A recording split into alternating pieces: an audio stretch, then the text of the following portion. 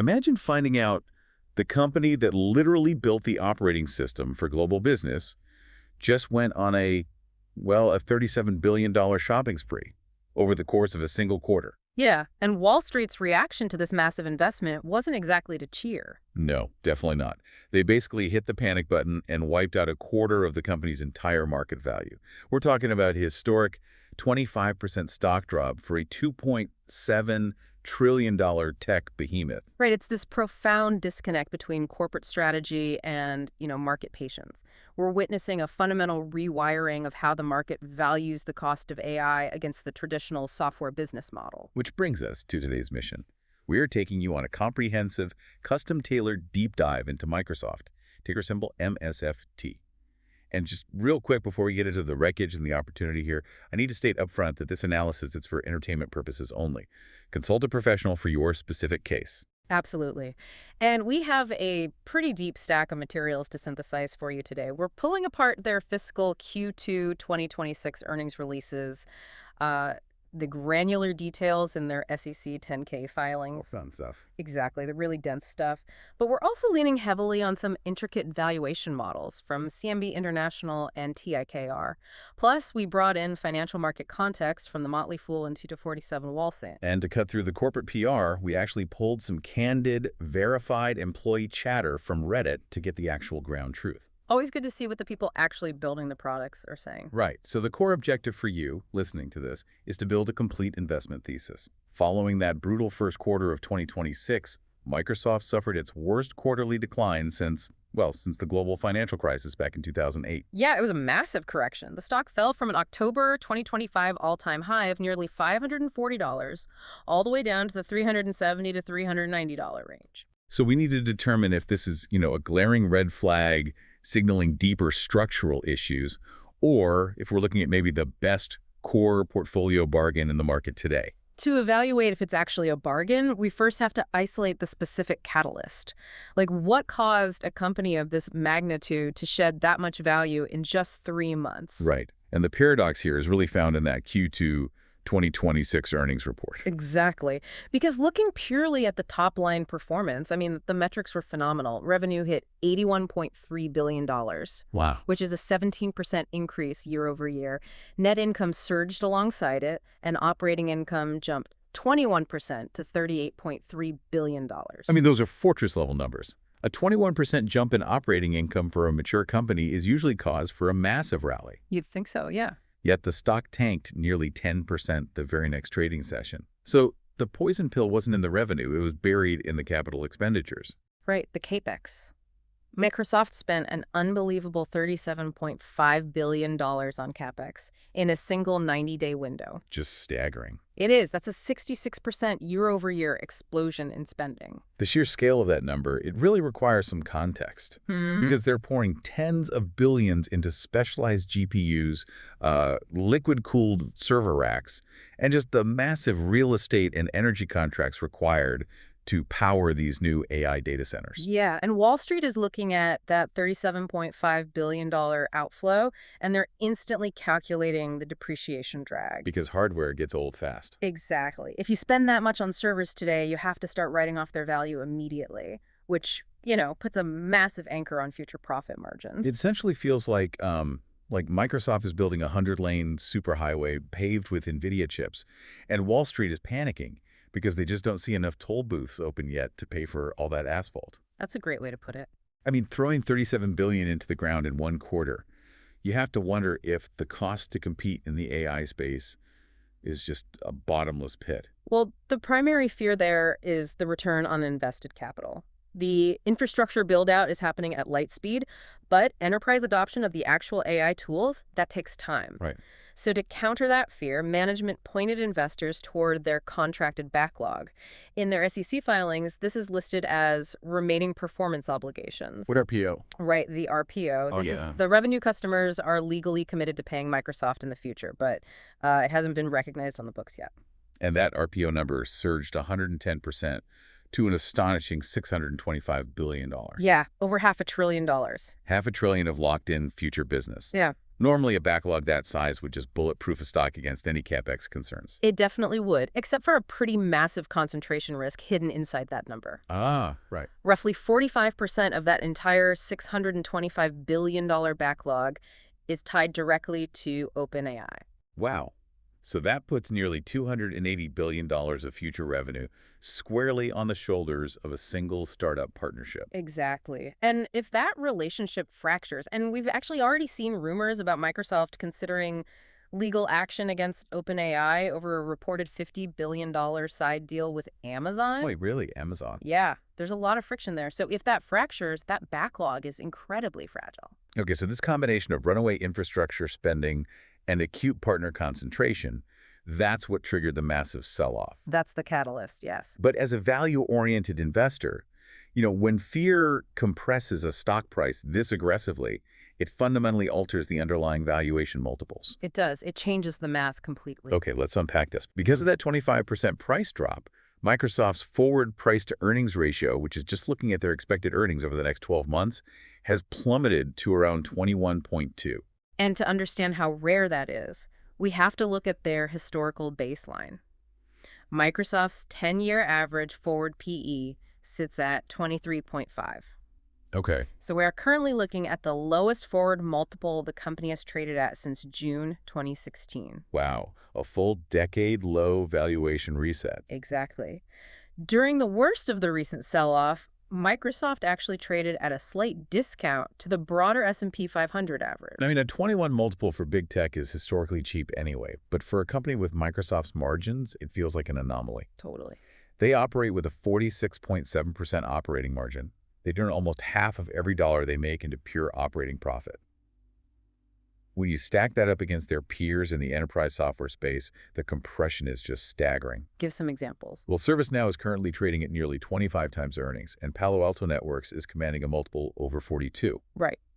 Neither of them has the margin profile or the sheer economic gravity of Microsoft. Yeah, buying a cash printing monopoly at a discount to the broader market average is, traditionally a unicorn event for long-term investors. Absolutely. But the PE ratio is really just a near-term snapshot. It only tells us what the market is willing to pay for next year's earnings. So what's the long-term view? To determine what Microsoft is actually worth over the long haul, we have to look at the discounted cash flow models from our analyst sources. Right. And for you listening, just tracking the underlying math here, a discounted cash flow, or DCF model, projects how much raw cash a company will generate over the next decade, and then discounts that future cash back to its value in today's dollars. Exactly. And the analysts at CMB International built a really comprehensive 11-year DCF model for Microsoft. They applied a 7.9% weighted average cost of capital. Okay, let's break that down. That 7.9% WACC is essentially the hurdle rate, right? Right.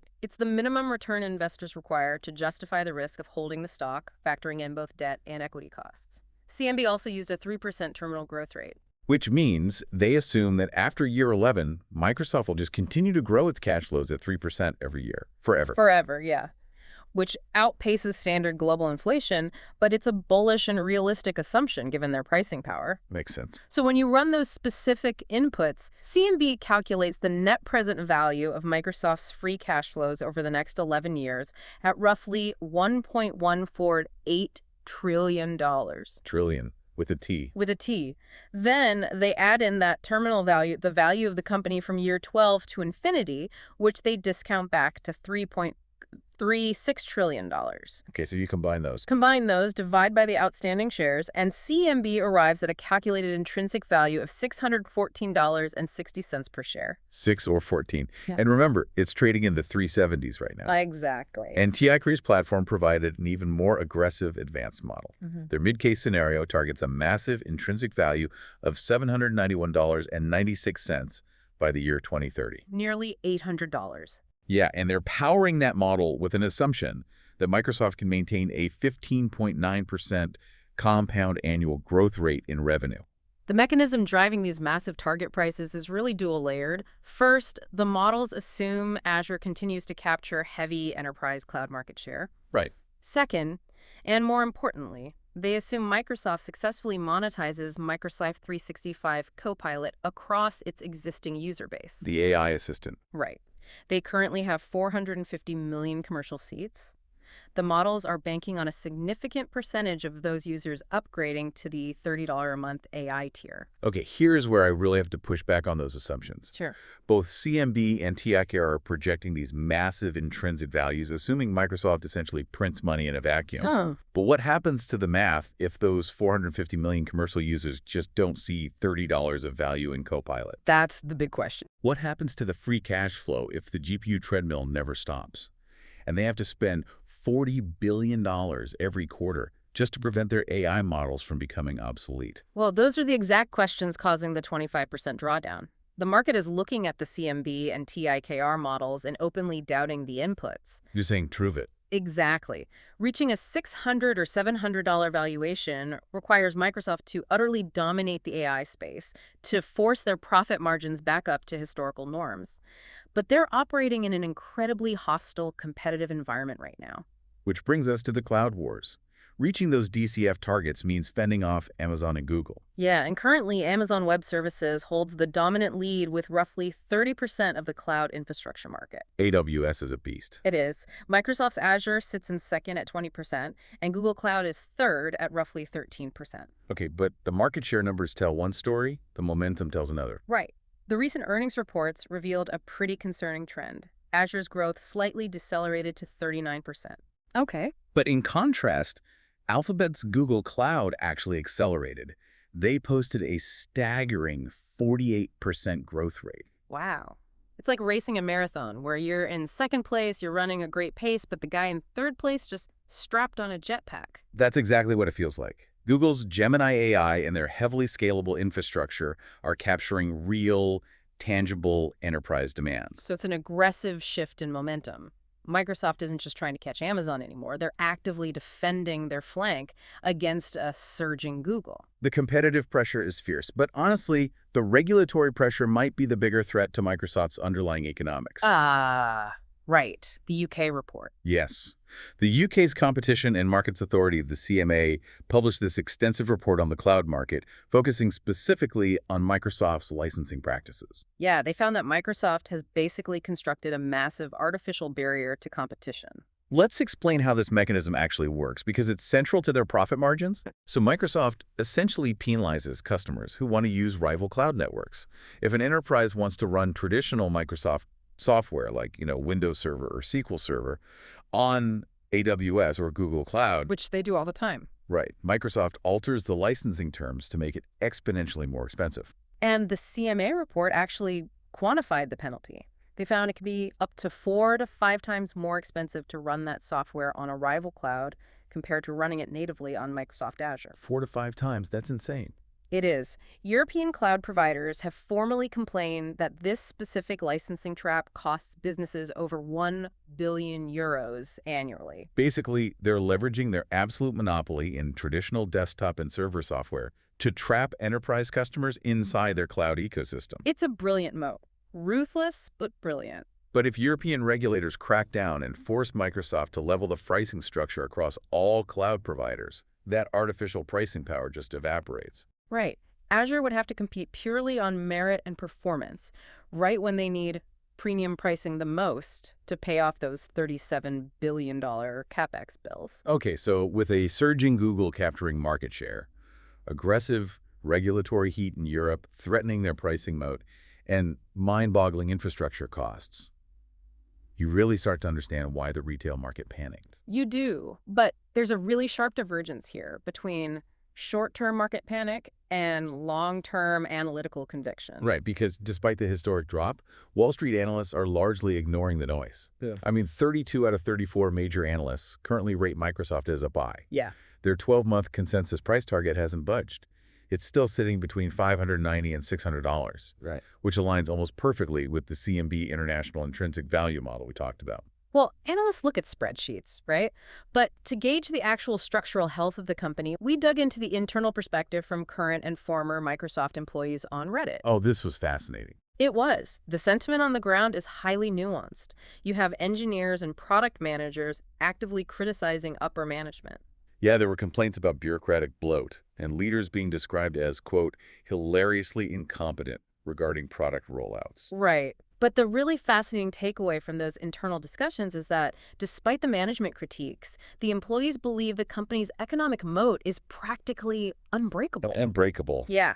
One employee laid out the reality of the E5 software suite. They said, even if the entire AI boom stalls out and fails to deliver the expected return on investment, corporate America is permanently chained to Microsoft's traditional software. Because the E5 suite includes Teams, Excel, SharePoint, and critically Active Directory. Exactly. Active Directory is the foundational security plumbing that controls who can log into a corporate network. You cannot simply rip that out over a weekend to switch to a competitor. No way. The switching costs are astronomically high. Right. Because that traditional software is so deeply ingrained in the global economy, the employees themselves view anything under $400 a share as a generational buying opportunity. And for investors waiting for the AI infrastructure to finally pay off, Microsoft provides a massive built-in safety net. The dividend. Yep. Microsoft operates as a fortress for income investors. They currently pay an annual dividend in the range of $3.48 to $3.64 per share. Which equates to roughly a 1% yield at current prices. Now, a 1% yield won't make headlines, I know. But the mechanics behind it are what matter. Microsoft has grown that dividend payout for 23 consecutive years. Wow. And even while spending $37.5 billion on GPUs and data centers, their dividend payout ratio remains incredibly low at just 21.7%.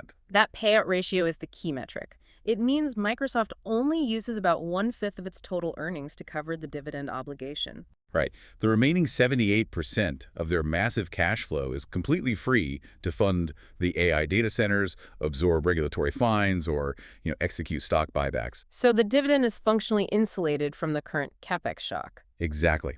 Okay. We have dissected the unprecedented price action, the historic valuation compression, the intrinsic cash flow models from CMB and TIKR. The surging threat from Google. Right, the Google threat, the CMA licensing traps, and the internal employee sentiment. It is time to synthesize the data. What is the final call here? If we connect all of this to the bigger picture, the final verdict here is a resolute BUY for investors operating on a multi-year time horizon. Okay, a resolute buy. Yes, the near-term macro fears are totally valid. We're seeing VIX spikes, the market's primary volatility and fear gauge alongside geopolitical tensions in Iran, and very real anxiety over AI capital expenditures. Sure, the fear is real. But those macro factors have created a rare decade-low valuation reset. At the current price of $370 to $390, the stock is trading at a steep discount to calculated intrinsic values that range from $614 all the way to $791. Basically, the market is currently pricing Microsoft as if it were a cyclical hardware company burdened with debt. They're completely ignoring that it is an enterprise software monopoly generating 46% operating margins. Precisely. If you can stomach the immediate volatility of the AI build-out, the math strongly suggests the long-term compounding engine is fully intact and trading at a historic discount. The fundamental thesis really relies on their ability to execute. They have the cash flow to outspend their rivals, and they have the entrenched user base to eventually monetize the infrastructure. Exactly. But before we wrap up today, I want to leave you with a final provocative thought to mull over. Something that builds on all of this data, but pushes the timeline, say, a decade into the future. Okay, let's hear it. We've established that Microsoft is betting tens of billions of dollars on AI, making human workers faster, smarter, and more efficient through tools like Copilot. Right, the entire premise is building the ultimate digital assistant for the human workforce. But consider the logical endpoint of that technological curve. If Microsoft's AI eventually becomes so autonomous and so efficient that it begins to replace human jobs entirely, Oh, wow. what happens to their core business model? An autonomous AI agent operating in a server farm somewhere doesn't need a $30 a month Microsoft 365 Copilot subscription. Doesn't need a Windows desktop license either. And it certainly doesn't need a Teams account to chat with other software. So could Microsoft's ultimate success in building artificial intelligence eventually cannibalize the very human user base it relies on for its massive recurring revenue? Man, it raises an existential question for the entire software industry. If you succeed in automating the enterprise, you might innovate your core-paying customers right out of existence. It's a fascinating paradox to keep in mind as you watch those $37 billion infrastructure bills pile up. Thank you for joining us on the deep dive. Keep digging into those source materials, test the assumptions in those DCF models for yourself, and we'll see you next time.